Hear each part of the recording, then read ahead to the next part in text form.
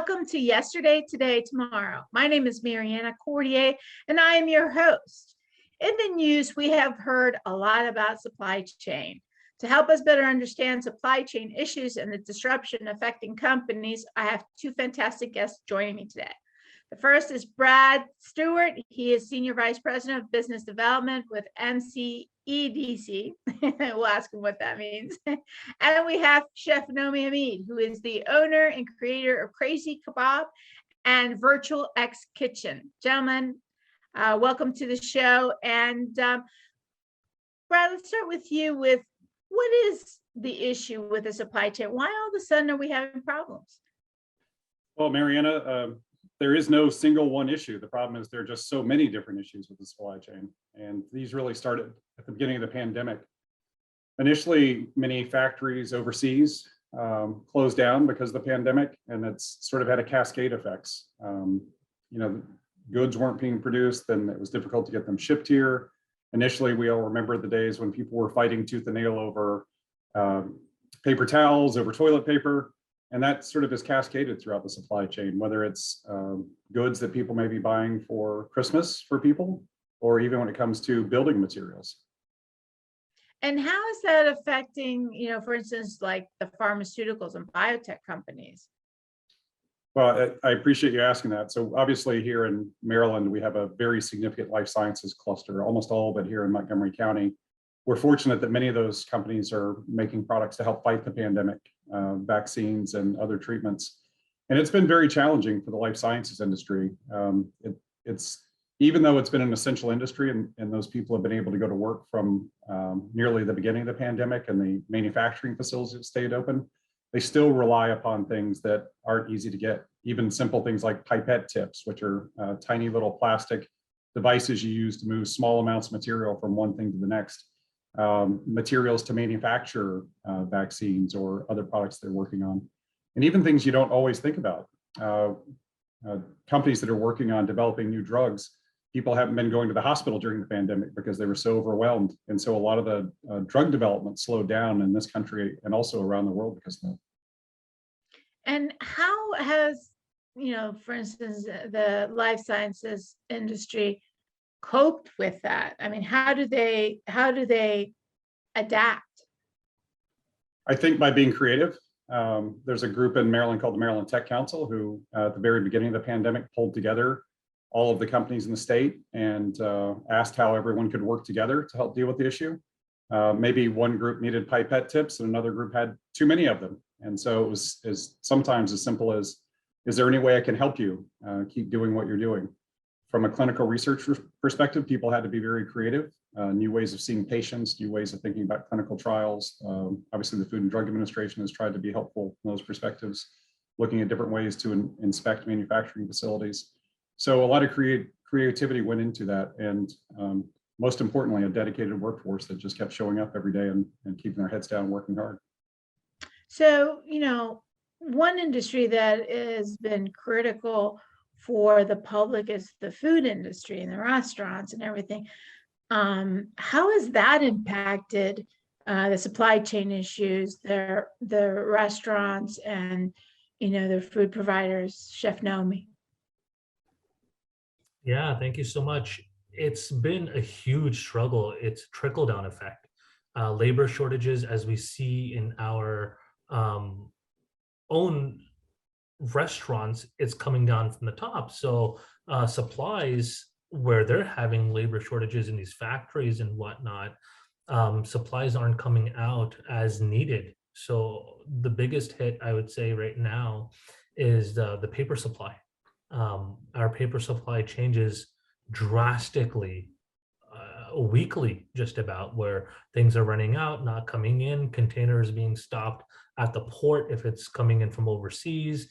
I mean, the amount of different, I'm not going to say excuses, but reasons we get for why we can't get what we needed it's been heavy. We have to take drinks off of our menus because they're not being supplied right now. They can't come. So the impact of the ports and what's happening in the ports, you're seeing it at your level.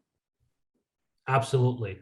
With drinks, with paper goods, with spices, because of a different ethnic spices that we use. It's always an issue. And how do you adapt to that, or how does your industry cope with that? Well, for myself, for one, luckily I am the chef and creator, so I've created everything that I have, and I know how to pivot. And I think one thing that COVID has taught us all is how to pivot immediately, what to do different. Um, Being a virtual ghost kitchen, we can take things on and off our menus immediately, right? We are all online based. If something's not around, we can immediately take it off. So you cannot order it. If it's around, then we can put it back on. We can change our menus. We can bring out new menus, etc. So for us, it's been a little easier to make those changes. For the fine dine restaurants, it's a lot more hard work because their chefs have to constantly be on the phones and knowing what's coming, what's not, having a very close relationship with their vendors, right? Knowing that, hey, we are foreseeing a problem in tomatoes in the future weeks coming up, because vendors do have a lot in stock. But then when they see these issues coming up, they'll let you know a week out or so that, hey, next week you're not going to get tomatoes or lettuce or clams or whatever the deal is. So you just have to make sure you change your menus then. And as a business development person, expert, Brad, what is your advice for the different industries that are having to cope with the port issues and the supply chain issues? I think Chef Nomi was right on. I think the businesses, it's what can you do with what's available? Working closely with the vendors that you have, seeing what supplies you can get, adapting where you can. If there are things that you can't get or aren't available, are there ways that you can offer something else to people that are out there? And we've also seen, obviously, challenges with workforce. Really, can you get workers to come and work in whatever industry you're in? I think one of the biggest challenges related to this is going to be around Christmas. And as we've all seen stories about what potential limitations there may be in the supply chain for Christmas. We've all seen the ads already for Christmas. I remember before Halloween being in downtown Bethesda and seeing a giant holiday display already. So we know every year that the push for holiday shopping starts earlier and earlier, but this year it's been incredible at how early it's been, for good reason. There are going to be significant challenges getting products into the US from foreign countries, dealing with these supply chain issues. But I think there are opportunities. What we've seen is that it's likely that these supply chain effects will disproportionately affect small and local businesses. We've seen the very big global suppliers, the big global chains be very aggressive in making sure they can supply customers, going out and renting container ships, purchasing millions of dollars worth of goods because they can afford to. And we have to remember there are local businesses, that's just not an option. They don't have millions of dollars and hundreds and thousands of people working on their behalf. So I think the real opportunity for us to support our economy is to think how we gift local this holiday season. It really is an opportunity to say, how can I support a local business that's here in the county by buying things they do have available? And what are experiences that I can offer to people as gifts that aren't goods that may be something they're happy to unwrap and then never use again. We have such an incredible county full of restaurants, museums, wineries, breweries. They're really great opportunities to think again, how you can gift local and maybe give someone an experience this year instead of something that's just a material good that was shipped from overseas and they used temporarily. And yes, Chef Nomi. I was going to say, or maybe you can just send them my way and feed them bread. That would be wonderful. Well, that's true. Why don't you tell us a little bit more about the virtual kitchen? Because I know we did a show about food and you talked about the virtual kitchen, but I really like the fact that it's at this time, it seems like a really cool pivot for, those folks that are still a little bit nervous about going out to eat. Yeah, absolutely. So the virtual kitchen basically is an online model where you can come and get food. We are right now building virtualxkitchen.com, which as soon as it's ready, within a few more weeks, restaurants are open and running, but when virtualxkitchen.com is ready, you'll be able to go on and say if Brad right now wanted a burrito, he can go to Crazy Burrito. And Marina, if you wanted kebabs, you can go to Crazy Kebab or the kebab joint, and you all can place one order online and pay together and just come over and pick it up. And if you can't pick it up, you can always go on Uber, DoorDash, Grubhub. So that's kind of what a ghost kitchen or virtual kitchen is. Multiple restaurants hosted out of one location. That's a really cool idea, but how are you guys going to be able to do that with the continued disruptions in the supply chain? So we deal with it all the time. I, for example, have a Thanksgiving menu on cateringbynomi.com. By the way, if you order a turkey, we're donating 5 meals to the needy, people who need because of they're affected by COVID, partnering with CCAR. And on there, one of the items we had, for example, was palak paneer, spinach and cheese. But can you believe there's no spinach in the market right now? We had to immediately just take it down, right? We said no more serving spinach and replace it with something else. So being in the ghost kitchen, virtual kitchen part is great, that we can just go online and remove it, and you have other options to choose from. I heard that there might be a shortage on turkeys. I mean, are we just going to have to adapt and all of us be different about what we expect and do for the holidays? Yes, absolutely. For us, for example, we are not only serving turkey, but we're giving whole chicken as well, not only to help with the shortages, but also for people who don't want to have turkey and they rather have chicken. Our theme is have a meal like I had growing up, where I never liked turkey, so I had chicken. But there's a very good possibility. I was talking to the store manager at Restaurant Depot, and he was saying how quickly turkeys are flying out, and there very well might be a shortage. So why is that, Brad, that we're having these shortages from all angles? I mean, I mean, I know you mentioned the factories and the pandemic, but is it something deeper, or is that really just it? It is as shallow as the pandemic, and it's as deep as the pandemic. I think there's a sort of a cascading effect. When the pandemic first started, you saw everything shut down, manufacturing facilities, whether they were here or in Asia or in Europe. You see the same thing that happened with meat processing facilities and other things like that. And as people stayed home, sort of readapted their lives, those manufacturers then had to try their best to figure out what to do, when to do it. Their supply chains got constricted. And so it sort of creates this very challenging cascading effect to figure out how to get out of. I think Chef Nomi has a great idea, right? I mean, we have our traditions in the holidays, and maybe there'll be a shortage of turkeys this year, but is that going to be the end of the world for anyone? No. It's really an opportunity to think, maybe there's something different I want to try this year. Maybe there's a new tradition that my family might have. So I think it's a good opportunity to think about how we adapt and make use of what's available to us. And Chef Nomi? Yeah, Brad, correct me if I'm wrong. I think one of the other things is on supply shortages has to do with labor shortages, right?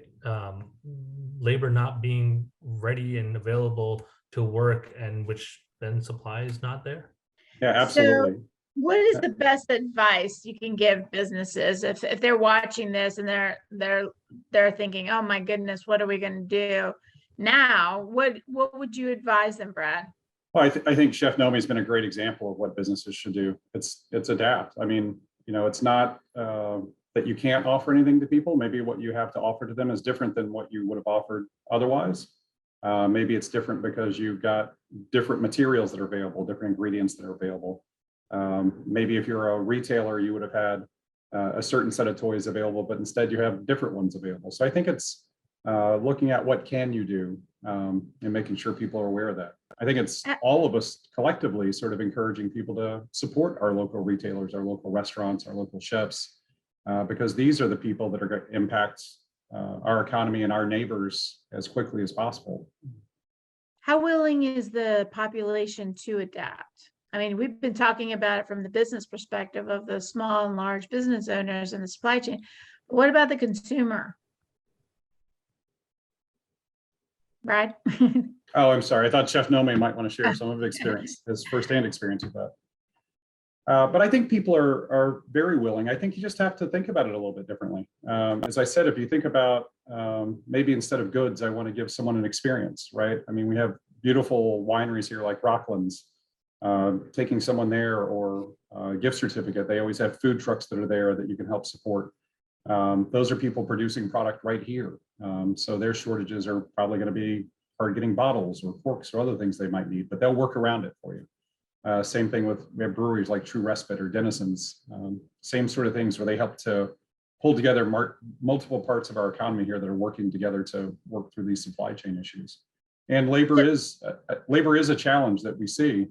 Every business in the country is seeing this now, you know, trying to get people to come back into the workforce and to sort of fit back in where they want to fit back in. And so I think there's some challenges trying to align people's career desires and wants with the jobs that are available. And that'll also take a little bit of time to work out.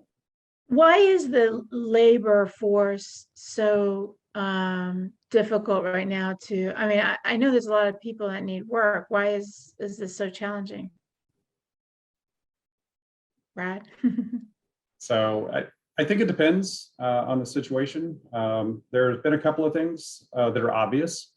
You know, people's lives were very complicated before. People had children in school, they had childcare providers, they had worked out arrangements with family, friends, after school providers, those sorts of things to be able to sort of adjust their home life around their work life. And when that all ended very suddenly and people's work life and home life became essentially the same, a lot of those things just ceased to exist. You know, there's a real challenge now finding childcare providers. That's an important challenge.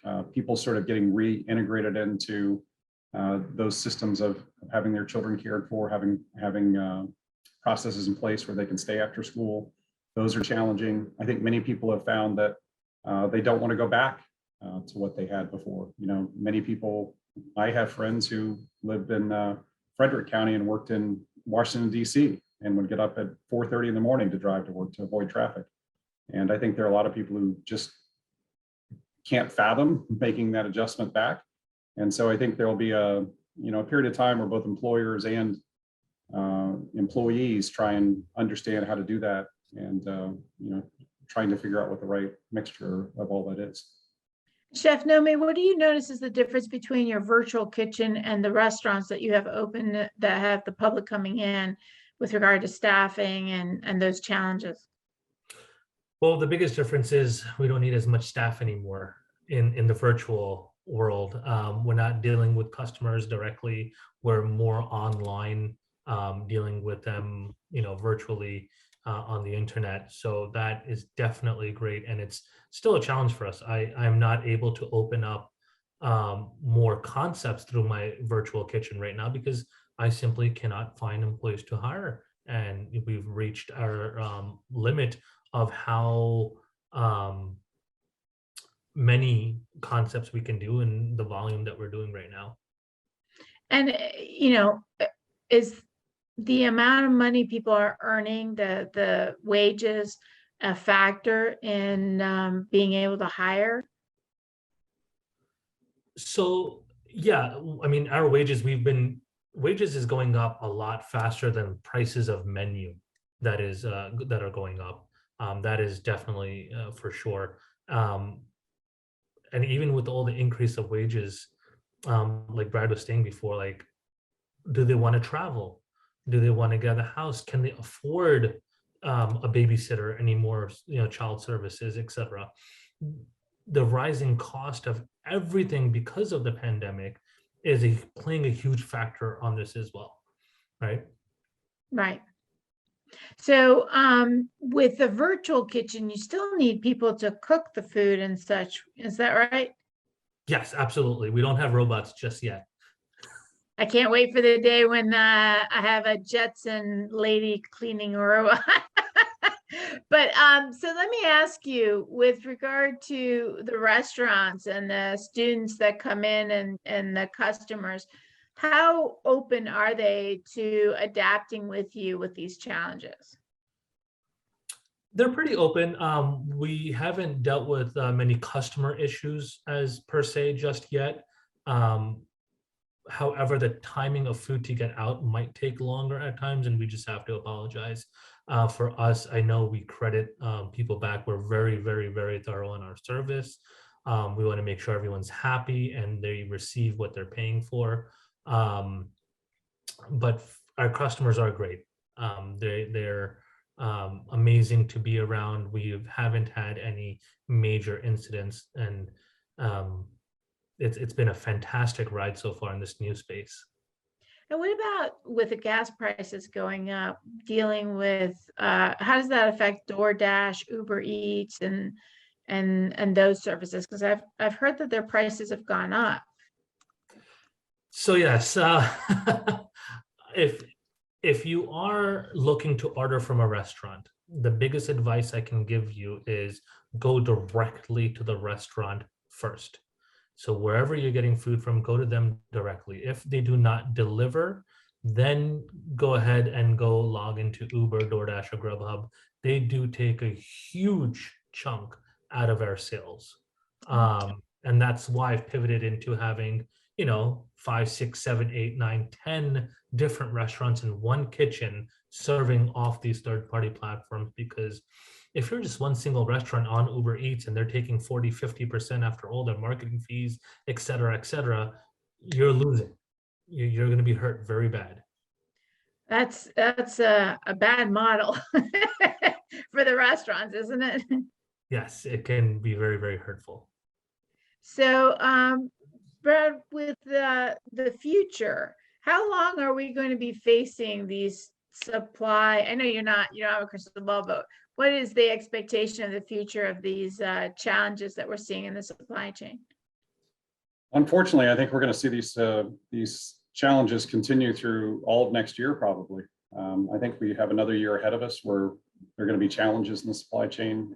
And part of that is, as one sort of kink in the hose gets fixed, another one pops up somewhere else. And so it's going to take a while for supply and demand to sort of begin to match each other. And it's not just a Maryland problem, a US problem. This is a global problem. So it's we have almost 8 billion people in this world whose demands changed overnight and are coming back at different paces and different times. So I think we have another year of things being a little bit challenging. I think many businesses are beginning to understand how to manage that a little bit better, adjust their timelines. We're working with people on very large scale construction projects who realize they can't get steel, as an example, sort of a fundamental building material. And so they're placing those orders, multiple months earlier than they would have previously, and sort of having to adapt their timelines to still be able to build. I think most of your viewers have probably seen this if anyone's done any sort of home remodeling. I had a good friend who is redoing their house and ordered appliances back in January and just received delivery of them. So, I think those are just challenges that we have to sort of work through. And, hopefully by this time of year, if you order a new refrigerator, it'll show up, a couple of weeks later, not a few months later. So. And for customers or the public, any advice to them about taking these new challenges into consideration in their daily lives? Well, I think, again, take advantage of working with local entrepreneurs whenever you can. They're really here supporting you. They're your neighbors, they're your friends, and they're really the ones who need the help. I mean, Target's going to be fine tomorrow. So let's make sure that all of our local businesses are fine tomorrow also.